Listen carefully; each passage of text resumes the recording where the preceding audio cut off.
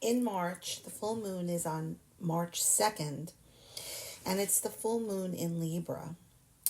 And you've noticed over the past couple of months that I've connected lines between astrology and the full moon and how it can actually, those energies can actually work in our favor, or what we actually seem to look out for, or be present to, or be aware of.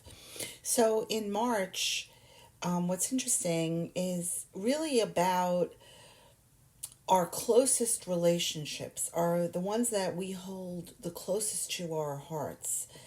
And it's really all about these themes of balance and justice, and allowing yourselves the time to actually reflect and look at relationships and partnerships that you feel are actually adding to your life and to the things that you want to be doing in your life, and which ones are actually taking things away from the things that you actually want to be spending time with.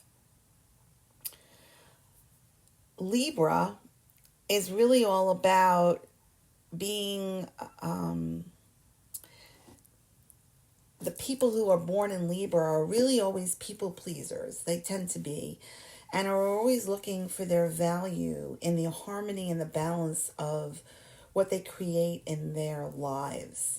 And they feel a very big sensitivity to how to sort of create happiness and harmony to anything that they touch.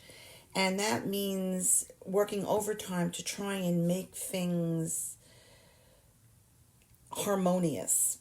So, this time in full moon in Libra is really a time for closures and heightened emotions, and transferring some of those feelings that you might be having during this time. Lots of times in full moons, there's a lot of emotional intensity, and it sort of makes things come up, rise up, and that you actually want to reach some kind of completion or clarity during this time.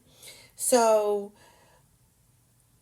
I always feel like when you are in the energy of the full moon in Libra, it's about being in tune to the energies that are surrounding you, and allowing the conflicts that you might be feeling that you want to address, to sort of allow them to let them go, because it costs too much to your energy to actually invade that energy, that confrontation, and instead allowing that part of yourself, the ego part that actually wants to make a point be right, to actually let it dissipate, and allowing your own well-being and the energy that you are protecting around yourself to sort of be the most important thing. When you actually look at Libra, lots of times an energetic part of your body that you're sort of holding on to all this energy, a sign of it is when you have lower back pain, because lower back is associated with your sacral area. It's really all about protecting that part of you, that sensitive part of you, that's really where you sort of are storing all of that energy and all that pain. So even though you may not be feeling that, it's sort of a place where we store information that feels as though it is full of conflict. Many people feel that they feel energy in their neck and their back and their shoulders. And really, Libra is really all about, if you're feeling it in your back, then you sort of a knowing that you're holding on to information that perhaps maybe you need to let go and not allow it to overcompensate the need for you to be right, the need for your ego to find the right answer.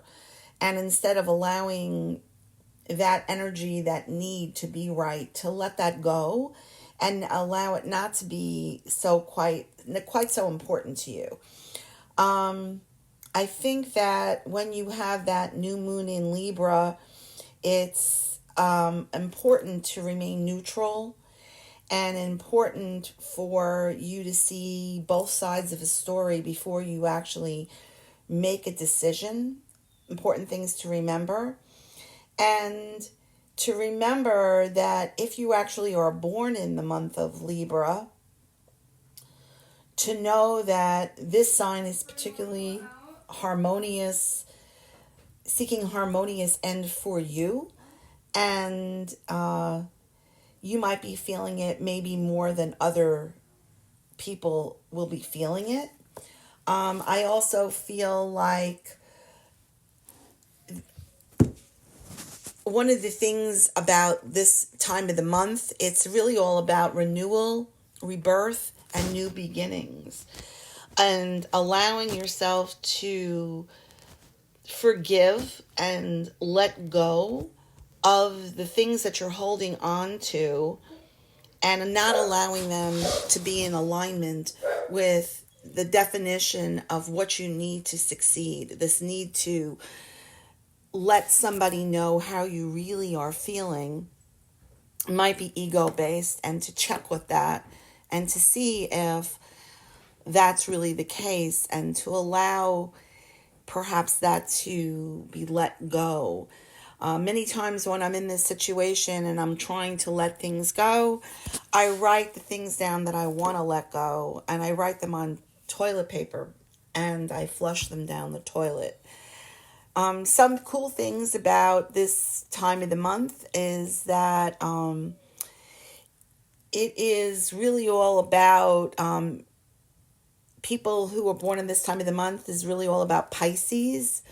It's about the fish, which really symbolizes fluidity in Greek mythology. And really it's all about emotional intelligence and about allowing yourself to let things go instead of surfacing them and combating them. I hope you have a beautiful March.